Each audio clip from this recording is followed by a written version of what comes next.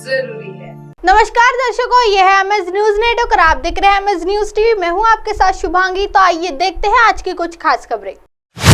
PM Modi के पास ऐसा करिश्मा है, बोले एनसीपी नेता अजित पवार। राष्ट्रवादी कांग्रेस पार्टी एनसीपी के वरिष्ठ नेता अजित पवार ने शुक्रवार को प्रधानमंत्री नरेंद्र मोदी और केंद्रीय गृह मंत्री की तारीफ करते हुए कहा कि बीजेपी इनके कारण कई राज्यों में है। अजित पवार ने महाराष्ट्र के जलगांव में कहा, पीएम मोदी के काम की वजह से ही देश में बीजेपी आई है, उनके कारण ही अनेक राज्यों में बीजेपी सत्ता में है।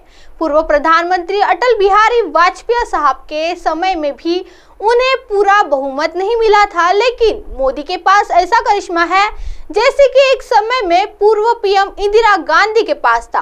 पवार पहले भी पीएम मोदी की तारीफ कर चुके हैं। उन्होंने इसी साल अप्रैल में कहा था कि 2 सांसदों वाली बीजेपी 2014 में सरकार में उन्हीं के कारण आई है। इसके बाद 2019 में फिर से बीजेपी ने सरकार बनाई। अजित पवार ने क्या दावा किया? महाराष्ट्र के पूर्व डिप्टी सीएम अजित पवार ने महाराष्ट्र की एकनाथ शिंदे सरकार पर भ्रष्टाचार में लिप्त होने का आरोप लगाते हुए दावा किया है कि अधिकारियों के तबादला तय है। उन्होंने आगे कहा कि कई मंत्रियों के निजी सहायकों के घर पे छापेमारी की गई है। एकनाथ शिंदे कैबिनेट को लेकर क्या कहा? विधानसभा नेता प्रतिपक्ष पवार ने कहा कि राज्य में प्रशासन बाधित हो रहा है और लोग परेशान हैं, क्योंकि शिंदे की मंत्री परिषद में निर्धारित 43 के मुकाबले 20 मंत्री ही शामिल है। उन्होंने कहा कि इसका मतलब है कि प्रत्येक मंत्री बहुत अधिक काम संभाल रहा है। आइए बढ़ते हैं अगली खबर की ओर। कांग्रेस ने पूर्व प्रधानमंत्रियों की विरासतों को मिटाया। केंद्र सरकार की ओर से नेहरू मेमोरियल म्यूजियम और लाइब्रेरी का नाम बदलने को लेकर राजनीति शुरू हो गई है। कांग्रेस अध्यक्ष मल्लिकार्जुन खड़गे के बयान पर सरकार इतिहास मिटा रही है। अब बीजेपी के राष्ट्रीय अध्यक्ष जेपी नड्डा ने हमला बोला है। नड्डा ने कहा कि कांग्रेस ने देश के पूर्व प्रधानमंत्रियों की विरासतों को मिटाया और केवल एक ही परिवार को विरासत को बचाकर रखा।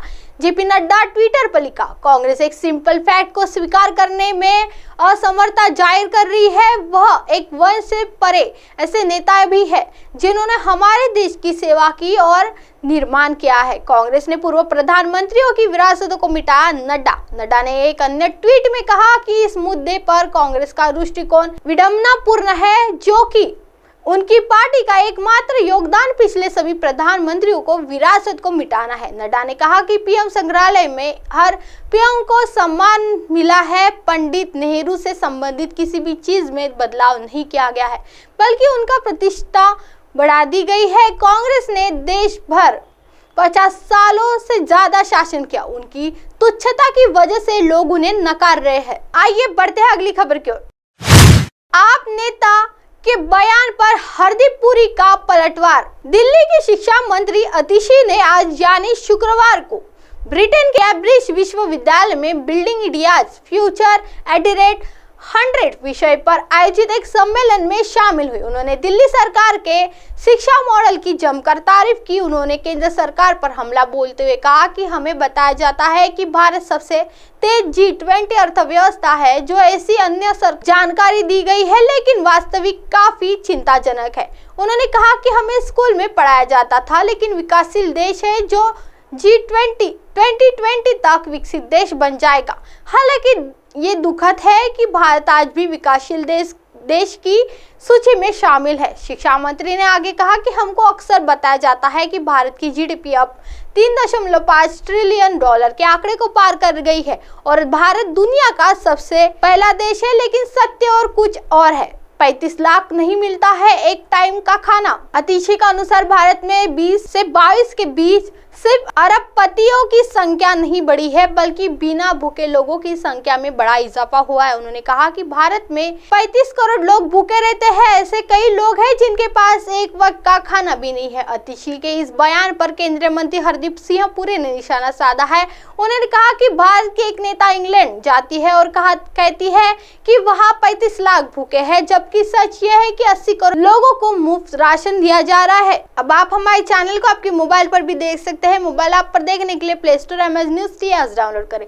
इंस्टा, ट्विटर, हाईकुक, फेसबुक और कई सोशल मीडिया के प्लेटफॉर्म पर हमारे चैनल उपलब्ध है। आप इसे यूट्यूब पर भी देख सकते हैं। आप हमारे चैनल को लाइव भी देख सकते हैं www.msnewst.com पर। फिलहाल वक्त तो चला है दर्शकों ब्रेक का। ब्रेक से लौटने के बाद देखिएगा देश और दुनिया की तमाम खबरें। बनी रही है एमएस न्यूज टी पर। नमस्कार।